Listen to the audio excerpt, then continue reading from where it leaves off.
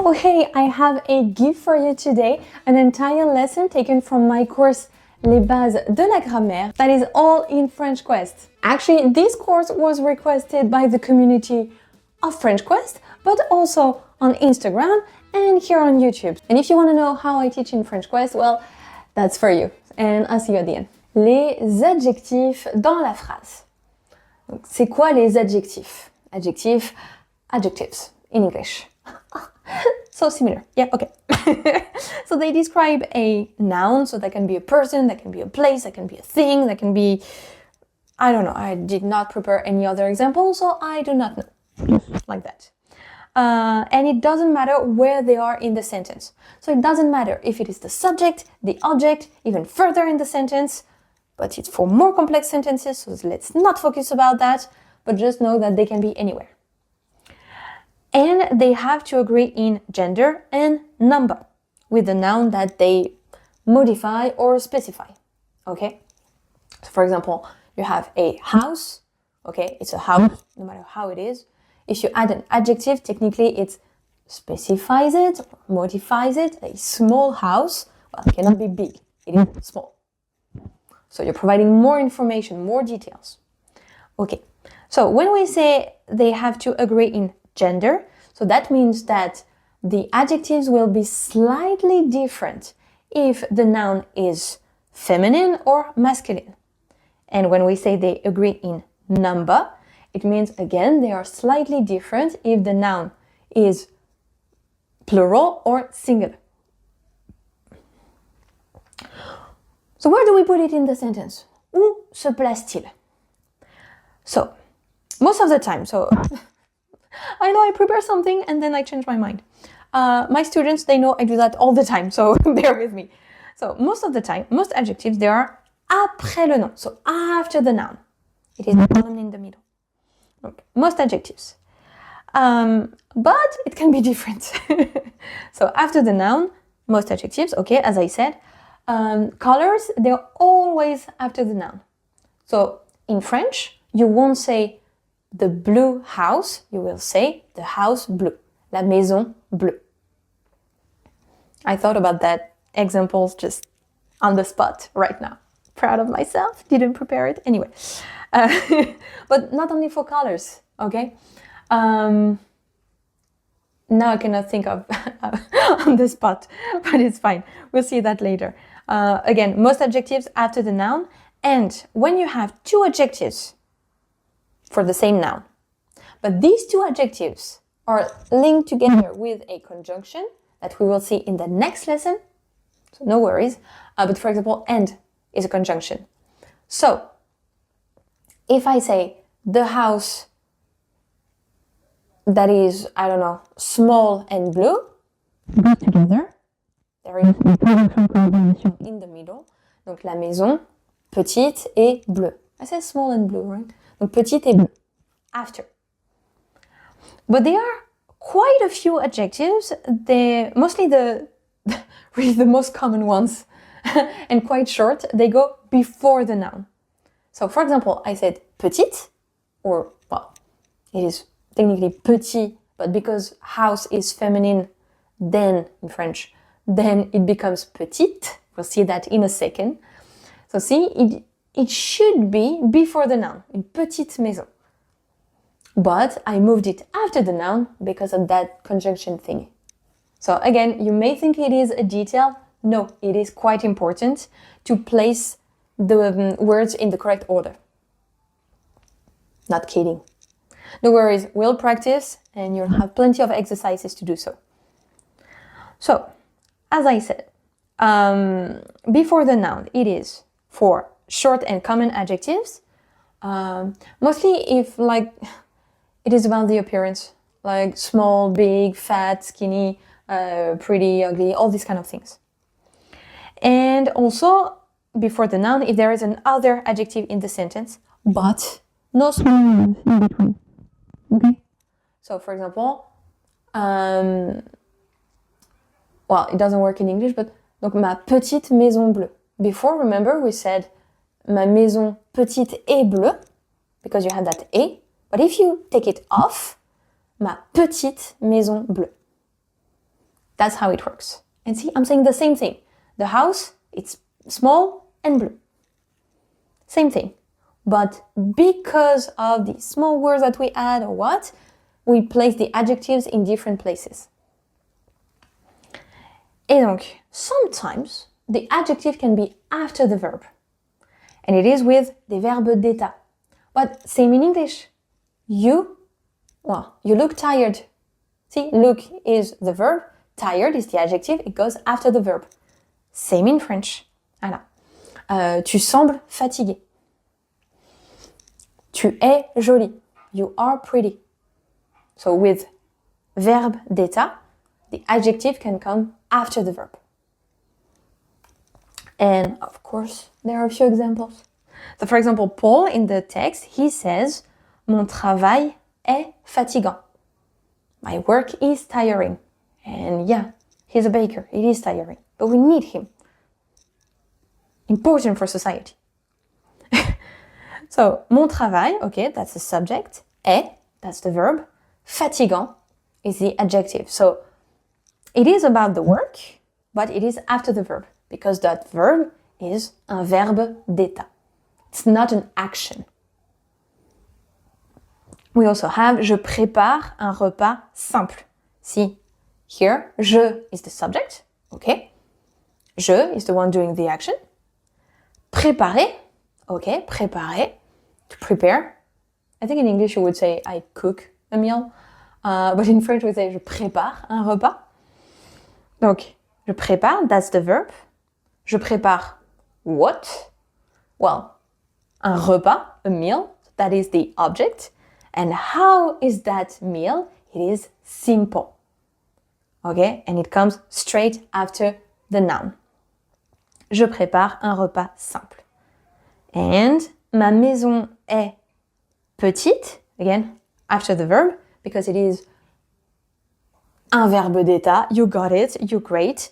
Donc, petite et confortable. And because you have that et, petite et confortable, they go after the noun. I know, it's not that easy, but that's grammar for you. And seriously, if you nail that, if you understand with practice a bit, it will be more and more simple every day. But for now, I want you to understand. I want you to understand the theory, then we'll practice. So, I said that the adjectives, they have to agree in number and gender. So what about the gender? That's what we're going to focus on. Again, genders, we're not talking about genders in society for human beings. We're talking about just masculine, feminine. Okay? So in French, everything, even concepts, even ideas, they have to be either masculine or feminine. So, le masculin, masculine. That's basically the adjective as you learn it. Okay? That's the base form of the adjective. One thing, so you won't see that in textbooks, but I see that mistake a lot. So even if you're talking about something that is feminine, if you use c'est, okay, it's c'est, then the adjective is always masculine, no matter what. Okay? I don't know, you say France, it's beautiful. Okay? France, féminin. C'est joli. Enfin, la France, c'est joli. Okay? Joli will be masculine because you use c'est. Yeah, I know, that's not something you can guess. You have to know. And here you are, now you know it. So, feminine form. So basically you take the base form, that is masculine, and most of the time you add an additional i at the end. So for example, let's take petit. Okay? Petit, small. It ends with a t. And if you followed the course La prononciation du français, you know that the final T is silent. You don't pronounce it. But if there is an additional I, donc la lettre E, after, then you do pronounce that T. Okay? Donc petite, because you have that final I. Yeah, so that's why there is a T here, even though you don't hear it when the word is masculine. It's because at some point, you hear it when it's feminine. So, as examples, ma jolie maison est petite. Actually, jolie is also an adjective, and jolie, donc J-O-L-I would be for masculine, but J-O-L-I-E for feminine. Petit, petite, that's the example I gave. C'est parfois fatigant. C'est fatigant, tiring, masculine. No matter what it is about. Ok? Masculine. Et mon petit chat, donc le chat, is masculine, donc petit. So feminine, as I said, most of the times, it is created by just adding an extra E, donc la lettre E. But sometimes it is slightly different. You have to change a few letters. You tweak things a bit. But it's okay, I will explain to you everything.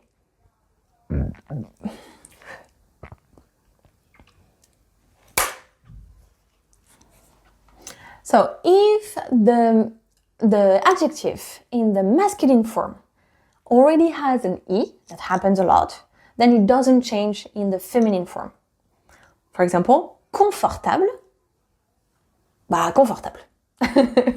Voilà, confortable. I don't know, un canapé confortable, so comfortable couch. Un canapé confortable, ok, masculine, but feminine, une maison confortable. Same way to spell it. But sometimes, why did I say E like that? To modify that, hein? Donc, E-R, not with the accent. I will modify it for your PDF, no worries. Donc, E-R, just like léger, will become R at the end. Légère. See? Léger, E-R. So you don't need any accent because it is E.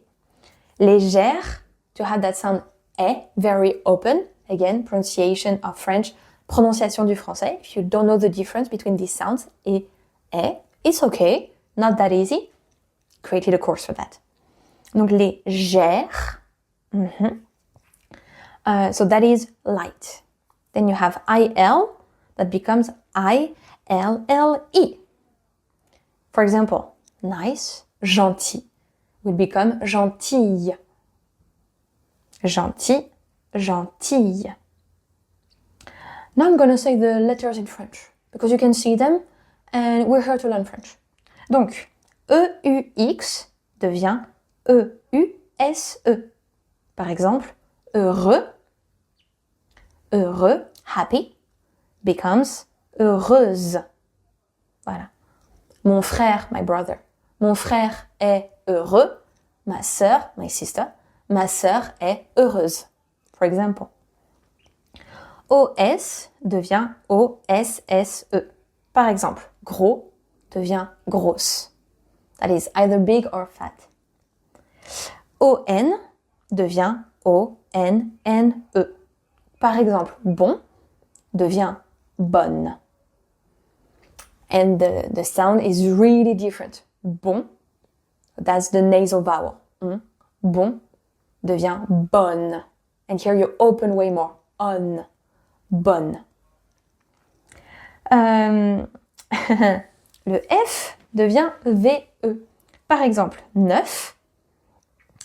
Neuf, not the number, but it means new, something you just bought. For example, you just made. Neuf devient neuve. Neuve. When there is a C, for example, blanc, ça devient che. Blanche. White. Et le dernier, un G, devient GUE. Par exemple, long devient longue. So there are a few irregular feminine words. I gave you a few that are extremely common, but there are others that you will learn by learning new vocabulary, by practicing, all that. So no worries if you don't know them right now, but that would be overwhelming to just give you a list of irregular words. So let's start with fresh. Frais. There is an S at the end and it does not make fraise because that would be a strawberry. it becomes fraîche. For example, je bois de l'eau fraîche. I drink fresh water. Beau, so pretty, beautiful, becomes belle. Ta maison est très belle. Your house is very pretty. Belle. Vieux becomes vieille. Vieille. That one is not easy, I know. Vieux, vieux. Vieille, vieille. Donc cette photo est vieille. That picture is old. And fou devient folle. Cette idée est folle. That idea is crazy. So we saw how it can agree in gender. Now we make it agree in number. So singulier ou pluriel. Singulier, that's the adjective as you learn it. Okay, petit, small, P-E-T-I-T. That's the base form, really. And most of the time, to make it plural, you just add S. So, for example, mes baguettes sont très bonnes et mes clients disent qu'elles sont meilleures que celles des autres boulangeries. So that's what Paul says in the text. Okay. Donc, mes baguettes sont très bonnes. So gender comes first. Bon, good, becomes bonne, because baguette, that's feminine. And then you add the S. Meilleur, okay. Then you add the S. So best or better. So there are a few other forms with plural. So just like masculine, feminine, if the masculine, or here actually the singular ends with S already, masculine and singular. For example, gros. Well, the plural form would be gros with the S, same. But if, let's take heureux par exemple, it ends with the X, donc un X en français. Si ça finit par un X, well, the plural ends with un X. Heureux, heureux, same. Now, and I know there are a few exceptions, but again, that would be a bit overwhelming to learn all the exceptions. So just here, we're talking about the base rule that works more than 90% of the time, okay? So, adjectives ending with AL, donc AL, deviennent AUX à la fin. Par exemple, final, final, same as in English, becomes finaux, AUX. Et EAU, donc nouveau par exemple, new, devient EAUX, nouveau. So I hope you really like this lesson entirely about adjective. So I know it may not sound super sexy, but it is so useful. Anyway, if you did, don't forget to like this video, subscribe to the channel, and if you want to know everything about French Quest, well, I put the link in the description. Hurry though, because you only have 1 week to join. And if you still don't know and want to know more, there is another lesson from a previous course that is also in French Quest that you can discover here. Check it out, and I see you next week. À la semaine prochaine. Salut!